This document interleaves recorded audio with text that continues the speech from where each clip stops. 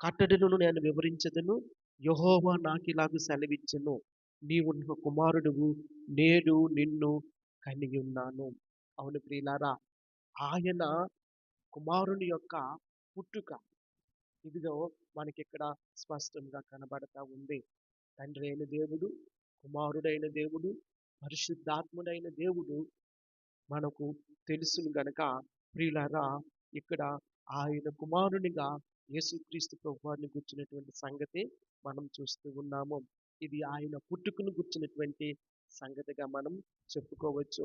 అందుకే ఆ 12వ వచనంలో ఆయన ఈ విధముగా బోధిస్తూ ఉన్నాడు. ఆయన కోపము త్వరగా రగులుకొనును, కుమారుని ముద్దు పెట్టుకొనుడి, లేని ఎడల ఆయన కోపించును. కుమారుణ్ణి ముద్దు పెట్టుకోవాలని, హత్తుకోవాలని, ఆనుకొని ఉండాలని, ఆయన యందు విశ్వాసం ఉండాలని